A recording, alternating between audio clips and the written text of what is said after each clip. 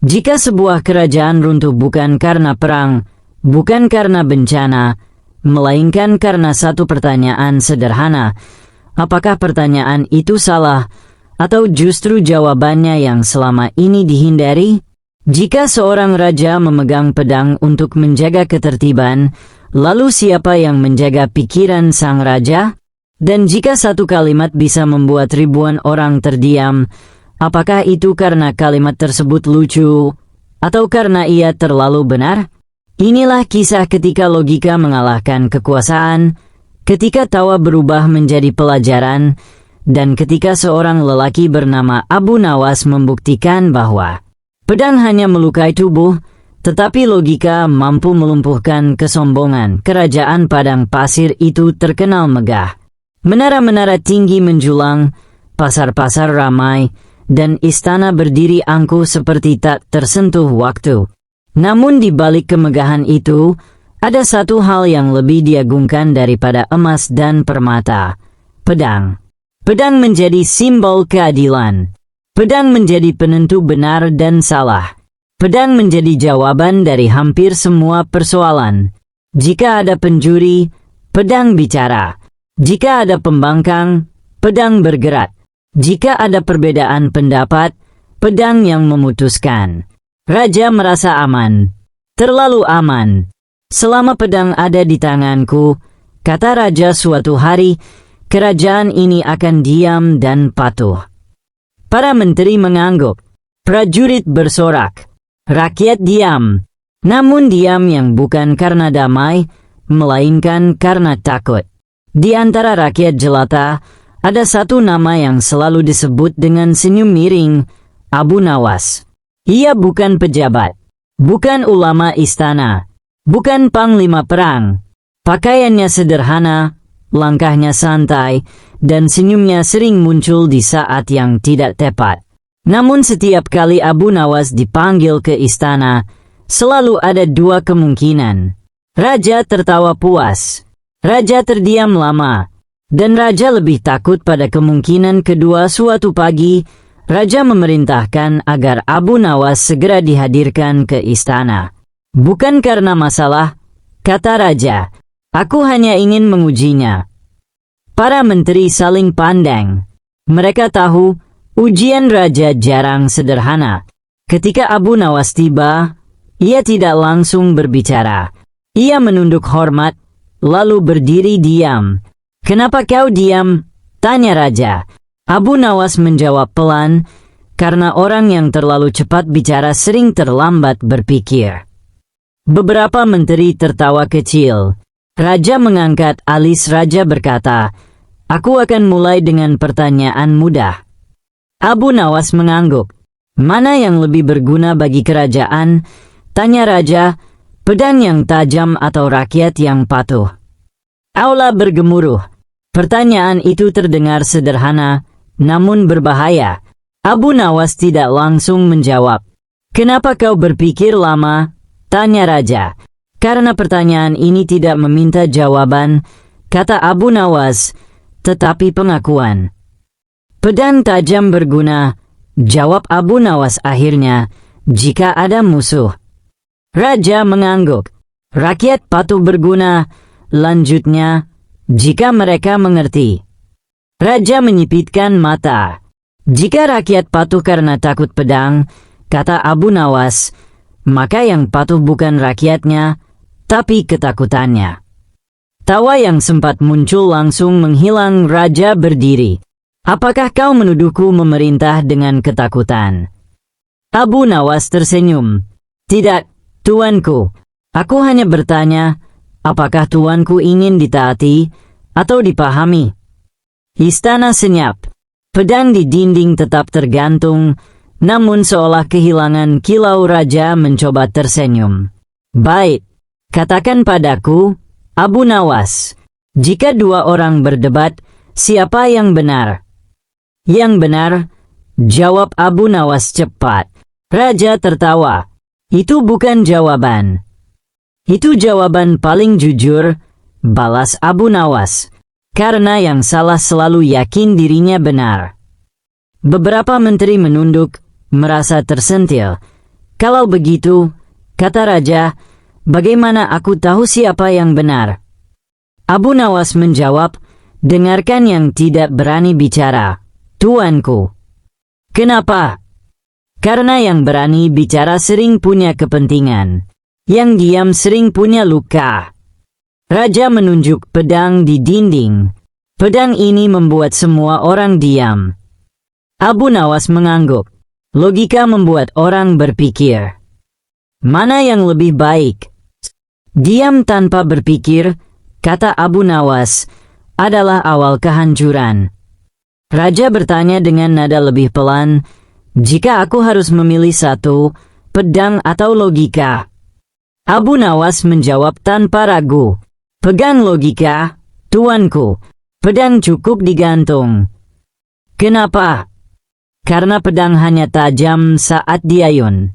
Logika tajam bahkan saat diam. Hari itu tidak ada hukuman. Tidak ada hadiah. Namun istana berubah. Raja mulai bertanya sebelum memerintah. Para menteri mulai berpikir sebelum bicara. Pedang tetap ada, tetapi tidak lagi menjadi jawaban pertama. Dan Abu Nawas pulang seperti biasa, meninggalkan satu pelajaran yang menyebar pelan-pelan ke seluruh negeri. Logika tidak membutuhkan teriakan, karena kebenaran selalu menemukan jalannya sendiri. Perubahan di istana tidak serta-merta membawa ketenangan.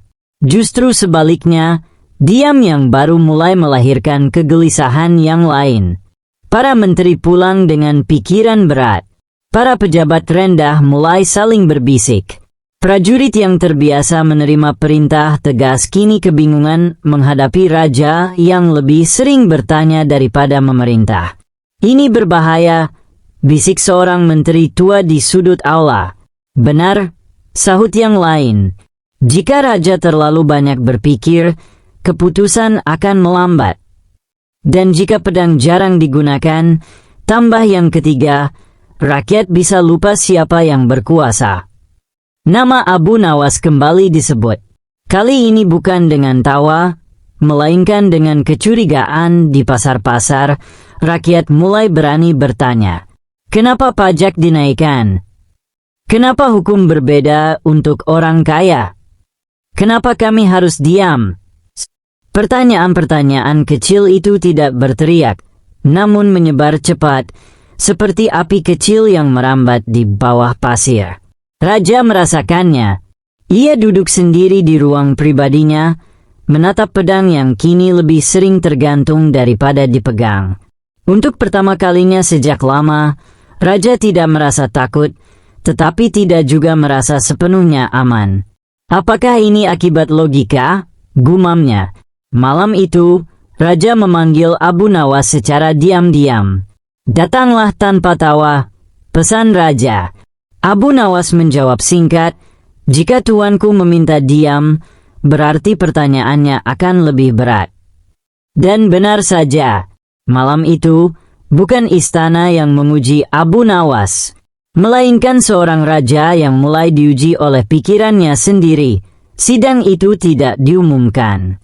Tidak ada genderang. Tidak ada undangan resmi. Ia berlangsung di sebuah ruangan sempit di balik aula utama, ruang yang biasanya hanya dipakai untuk menyimpan gulungan hukum lama dan catatan pajak yang jarang dibaca. Malam sudah larut ketika para menteri satu persatu masuk, menundukkan kepala, lalu duduk membentuk lingkaran kecil. Tidak ada raja di sana, namun justru itulah yang membuat suasana terasa lebih berbahaya. Ini tidak bisa dibiarkan, ujar Menteri Perbendaharaan dengan suara rendah. Sejak Abu Nawas bicara di hadapan raja, rakyat mulai berani bertanya. Bertanya bukan kejahatan, sahut Menteri Hukum, ragu. Belum, balas yang lain cepat. Tapi semua pemberontakan selalu dimulai dari pertanyaan. Beberapa kepala mengangguk pelan. Masalahnya bukan rakyat, lanjut seorang menteri tua yang selama ini jarang bicara. Masalahnya adalah satu orang yang membuat raja ragu pada pedangnya. Tidak ada yang menyebut nama itu. Namun semua tahu. Apakah kita akan menuduhnya? Tanya seorang menteri muda. Menuduh butuh bukti, jawab yang tua. Dan Abu Nawas tidak pernah salah bicara. Lalu, kita tidak menuduh, katanya pelan. Kita memuji. Ruangan itu mendadak hening. Pagi itu, matahari belum tinggi ketika raja sudah duduk di singgasananya dengan wajah kusut. Semalam ia bermimpi aneh. Ia melihat Abu Nawas duduk di atas tahtanya, sementara dirinya berdiri di tengah pasar sambil menjual kurma busuk. Rakyat menertawakannya tanpa henti. Mimpi itu membuat dadanya panas. Orang itu harus dihentikan, gumam raja. Aku akan mengalahkannya dengan senjatanya sendiri, logika. Maka dipanggillah para menteri, penasihat, dan ahli pikir kerajaan. Para menteri berkumpul hingga larut. Ada yang mengusulkan teka-teki angka berlapis, ada yang menyarankan filsafat rumit tentang langit dan bumi, bahkan ada yang ingin menguji Abu Nawas dengan pertanyaan tentang jin dan takdir. Seorang menteri tua berbisik pelan, Abu Nawas tidak berbahaya karena pintarnya, tapi karena kita sering merasa lebih pintar darinya.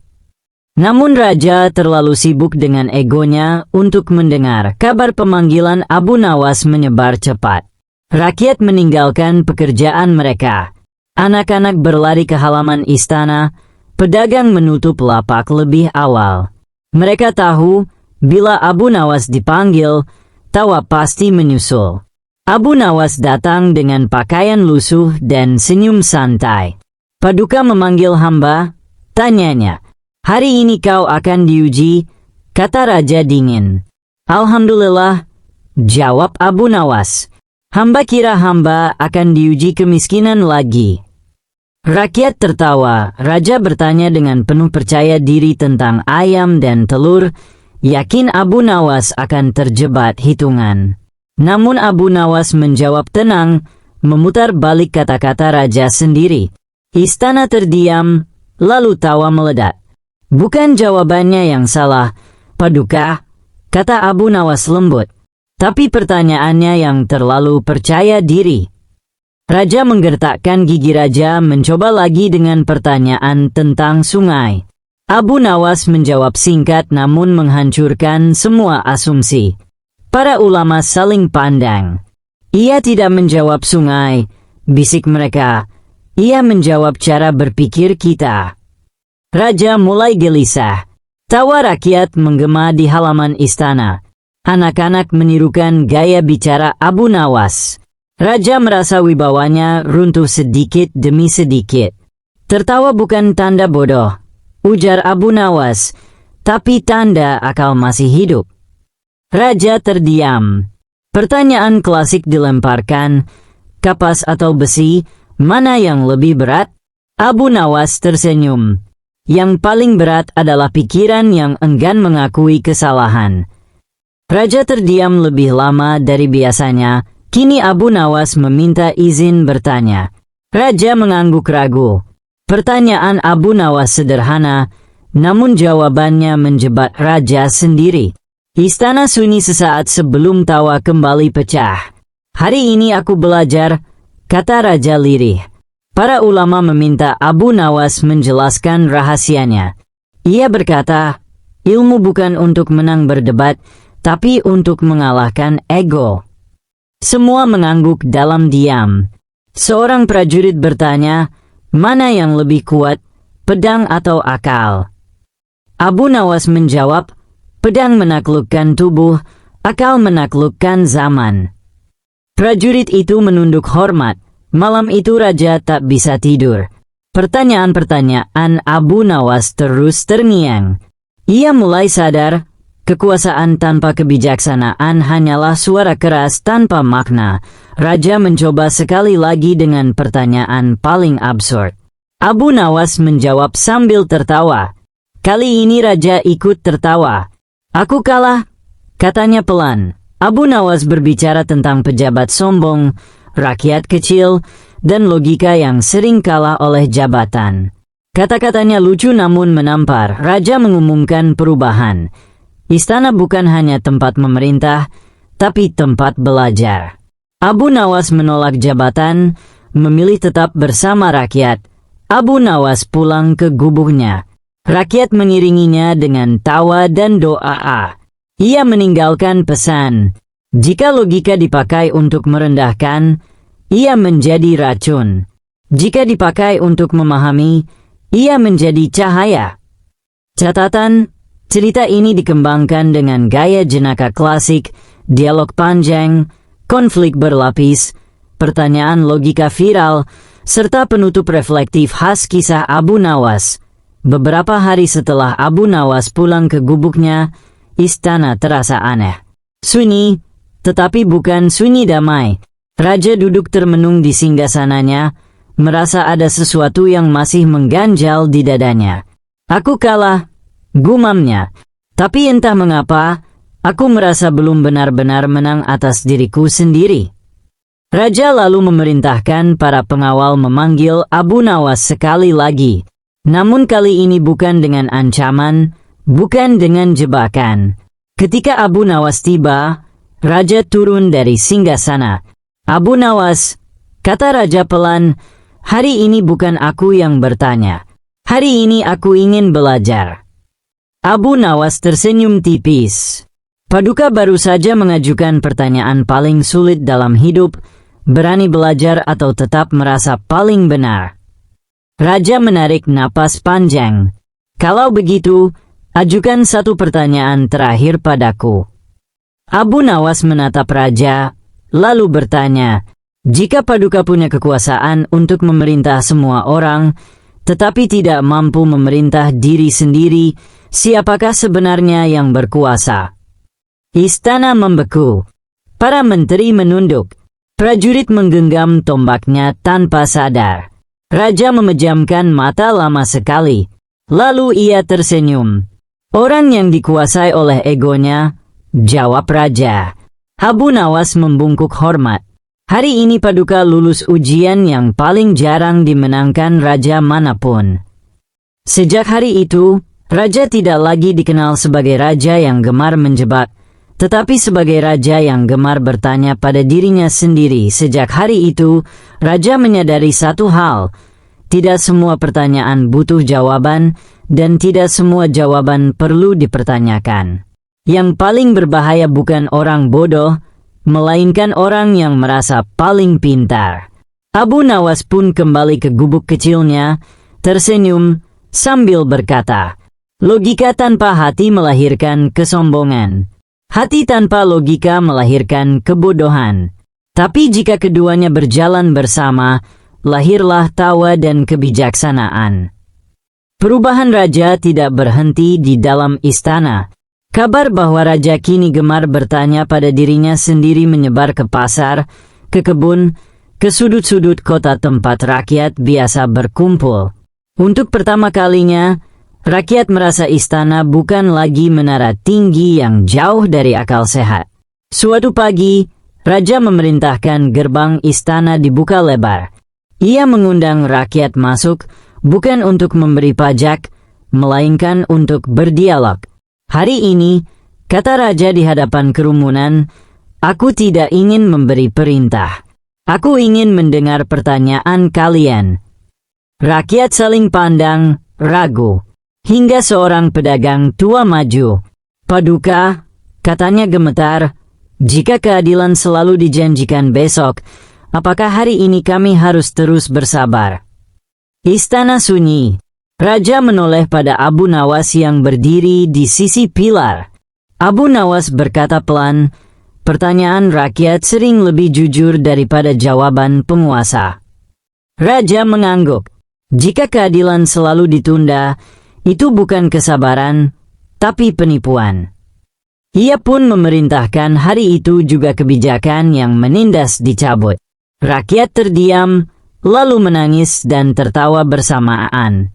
Seorang anak kecil lalu bertanya polos, Paduka, kalau orang jujur sering kalah, kenapa kami harus jujur?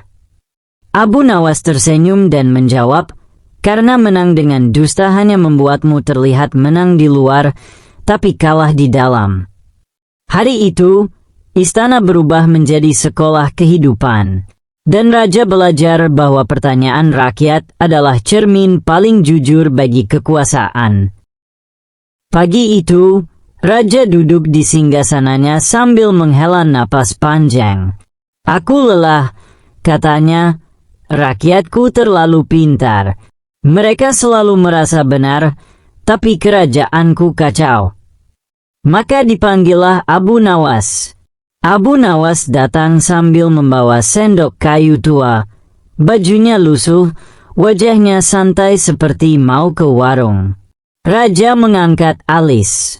"Abu Nawas, hari ini aku memberimu tugas." Abu Nawas membungkuk. "Kalau tugasnya berat, Baginda, jangan lupa bayarannya ringan saja." Para menteri menutup mulut menahan tawa. Raja berdaham. "Tugasmu, masaklah sup yang bisa membuat semua orang di istana merasa paling pintar." Istana sunyi. Burung berhenti berkicau. Kipas berhenti berputar. Seorang menteri sampai menjatuhkan sorbannya. Abu Nawas mengangguk pelan. "Baik, Baginda. Besok pagi sup itu harus siap." Abu Nawas pergi, tanpa bertanya resep. Tanpa membawa bahan. Keesokan paginya, dapur istana penuh orang. Ada menteri, ada tabib, ada filsuf, ada ahli hitung, ada penyair. Semua ingin melihat kegagalan Abu Nawas. Abu Nawas datang membawa satu kuali besar, air biasa, dan sendok kayu yang sama. Ia menyalakan api kecil, menuang air, lalu mengaduk kosong. Seorang menteri mencibir, "Mana bumbunya?" Abu Nawas menjawab santai, "Bumbu paling mahal itu pikiran. Dan itu sudah penuh di sini." Para menteri saling pandang, bangga. Abu Nawas lalu berkata lantang, "Wahai semua orang pintar, sup ini hanya boleh dicicipi oleh orang yang merasa paling pintar di ruangan ini." Sekejap, semua orang maju satu persatu mencicipi. Rasanya, air hangat, tidak asin, tidak manis, tidak ada apa-apa. Tapi anehnya, seorang menteri berkata, rasanya sederhana, tapi penuh filosofi." Yang lain menimpali. Justru ketidakhadiran rasa menunjukkan kemurnian intelektual. Tabib berkata, "Ini sup yang menyembuhkan ego." Semua mengangguk pura-pura paham. Abu Nawas mengaduk lagi, lalu berkata, "Baginda, sup ini hampir selesai." Raja mencicipi. Ia mengernyit. "Ini cuma air." Abu Nawas tersenyum. "Baginda benar, karena Baginda pintar." Raja terdiam, lalu tersenyum bangga. Masalah muncul saat penjaga istana ikut mencicipi. Ia berkata jujur, "Maaf, ini tidak enak." Semua terdiam. Para menteri menoleh dengan tatapan tajam. Abu Nawas bertanya lembut, "Apakah kau merasa paling pintar?" Penjaga itu menggeleng. "Saya cuma penjaga, Tuan." Abu Nawas menepuk sendoknya ke kuali. "Nah, itu dia masalahnya." Istana gempar. Abu Nawas berkata lantang, "Sup ini hanya terasa enak bagi orang yang merasa pintar, bukan yang jujur." Raja tersentak. Abu Nawas menghadap raja. "Baginda," katanya tenang, "kerajaan ini penuh orang pintar, tapi kosong orang jujur." Para menteri berkeringat. Orang pintar takut dibilang bodoh. Maka mereka berpura-pura paham, meski sup ini tak punya rasa. Raja berdiri perlahan. Dan kau, Abu Nawas? Abu Nawas tersenyum. Saya tahu saya tidak sepintar yang saya pura-pura. Seluruh istana sunyi. Raja tertawa keras. Hahaha, Abu Nawas, kau tidak memasak sup, kau memasak kejujuran. Raja memerintahkan, mulai hari ini, siapapun yang berpura-pura tahu padahal tidak, wajib minum sup Abu Nawas setiap pagi. Para menteri pucat. Abu Nawas membungkuk. Baginda, saya punya satu permintaan. Apa? Supnya tidak perlu dimasak lagi. Kenapa? Abu Nawas tersenyum nakal. Karena air kosong lebih jujur daripada mulut manusia. Sejak hari itu, dapur istana tidak pernah sepi. Bukan karena masakan enak, melainkan karena ketakutan. Setiap pagi, seorang juru dapur akan berteriak, "Sup Abu Nawas siap." Maka para pejabat datang dengan wajah pucat. Siapapun yang menjawab pertanyaan raja terlalu cepat, berbicara panjang tapi tidak jelas, atau berkata, "Menurut saya," tanpa dasar, langsung disuruh minum sup kejujuran. Anehnya, sup itu selalu sama, air hangat tanpa rasa, namun efeknya luar biasa. Seorang menteri keuangan tiba-tiba berkata, "Baginda, sebenarnya saya tidak mengerti laporan ini." Seorang penasihat mengaku, "Saya mengangguk sejak kemarin padahal bingung." Kerajaan mendadak lebih jujur, dan itu justru membuat raja tidak nyaman. Suatu malam, raja memanggil Abu Nawas secara diam-diam. "Abu Nawas," katanya pelan, "kenapa istanaku jadi tenang?" Abu Nawas menjawab santai, "Karena orang jujur jarang ribut, Baginda." Raja menghela napas. Dulu mereka berdebat, sekarang mereka diam. Abu Nawas tersenyum. Karena dulu mereka ingin terlihat pintar, sekarang mereka sibuk belajar. Raja menatap Abu Nawas tajam. "Jangan-jangan kau ingin menjadikanku raja tanpa drama?" Abu Nawas berpikir sejenak. "Baginda, raja tanpa drama itu mitos." Raja tertawa kecil. "Baik, kalau begitu, aku beri kau tugas baru." Raja berdiri di hadapan istana penuh.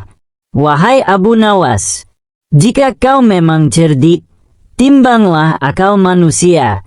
Besok pagi aku ingin melihat hasilnya." Sorak tawa terdengar.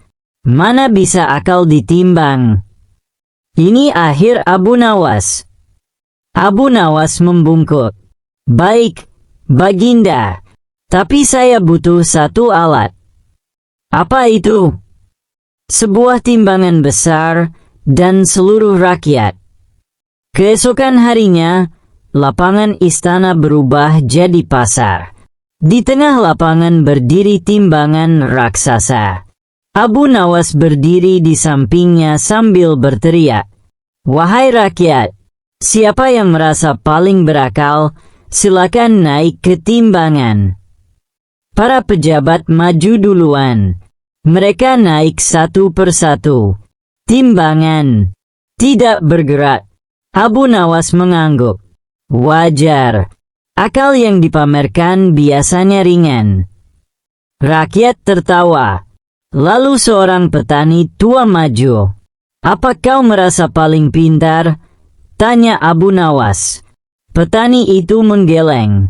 "Saya cuma tahu tanah, hujan, dan lapar." Ketika ia naik ke timbangan, "DUG, timbangan turun berat." Semua terdiam. Abu Nawas berseru, "Inilah akal. Bukan yang banyak bicara, tapi yang tahu batas dirinya." Raja berdiri lama. Apa artinya ini, Abu Nawas? Abu Nawas menjawab, akal tidak berat karena ilmu, Baginda. Akal berat karena tanggung jawab.